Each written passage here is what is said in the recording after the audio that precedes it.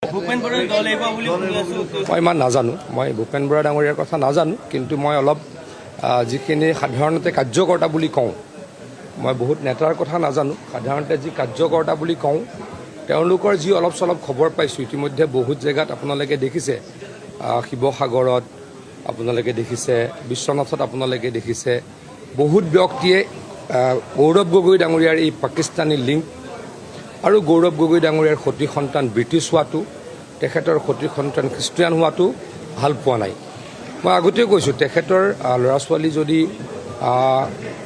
মই আগতে কৈছোঁ যে খ্ৰীষ্টিয়ান মানুহ কোনোবা জন্ম লৈছে, আমাৰ ক'ব লগা একেবাৰে নাই। এইখন ধৰ্ম নিৰপেক্ষ দেশ, ইয়াতে কোনোবা খ্ৰীষ্টিয়ান হৈ জন্ম লৈছে, আমাৰ কওঁতা একো নাই। কিন্তু যেতিয়া শিশুক কনভাৰ্ট কৰি দিয়া হয়, অবুজ শিশুক যেতিয়া পিতৃ মাতৃয়ে ফ'ৰ্চফুলি কনভাৰ্জন কৰে, তেতিয়া মানুহে বেয়া পায়। সেইটো কথা আমি আগতেও কৈ আছিলোঁ। গতিকে তাৰ ওপৰত ভিত্তি কৰি যিখিনি খবৰ পাইছোঁ, সেই খবৰখিনিৰ মতে কংগ্ৰেছ দল বহু ব্যক্তিয়ে ত্যাগ কৰিব, এয়া আৰম্ভণিয়ে হৈছে। মোটামুটিতো নাই আৰু 4 দিন আছে। এইটোৰ সময়ত দলপতিৰ মৰ্যাদা থকা নাথাকাটো এটা মাত্ৰ ধাৰণা। কিন্তু মই ভাবোঁ যে অহা নিৰ্বাচনত যেতিয়া আকৌ নিৰ্বাচন হ'ব, ৰাইজে জনতা জনাৰ্দনে হিমন্ত বিশ্ব শৰ্মা ডাঙৰীয়াক যেতিয়া আকৌ মুখ্যমন্ত্ৰী পাতিব, NDA চৰকাৰ বিজেপি চৰকাৰ যেতিয়া অসমত আকৌ স্থাপন কৰিব, আহাবাৰ হয়তো তেওঁলোকে বিৰোধী দলৰ দলপতিৰ আসনখনো লাভ কৰিবলৈ সক্ষম নহ'ব, মই তেনেকৈ ভাবোঁ। ইতিমধ্যেতো গৈছে, আপোনালোকে দেখিছেই। মই আকৌ কৈছোঁ, যেতিয়াই মুখ্যমন্ত্ৰী ডাঙৰীয়াই ফাদিল কৰিলে গৌৰৱ গগৈ ডাঙৰীয়াৰ পাকিস্তানী কানেকশ্যন, গৌৰৱ গগৈ ডাঙৰীয়াই 10 দিন গৈ পাকিস্তানত থাকি আছিলে। আমি ইয়াত থকা কোনোবা এজন ব্যক্তিকে পাকিস্তানলৈ গৈ পাইছোঁ নেকি? ইয়াত থকা কোনোবা এজনে গৈ পাইছে? আপোনালোকে গৈ পাইছে নেকি? আমি যাব পাৰিম নেকি? যালৈ আমি 10 দিন থাকিব পাৰিম নেকি? যালৈ আমি পাকিস্তানৰ ভিতৰত গৈ ভিজা, বেলেগ চিটিৰ ভিজা পাম নেকি?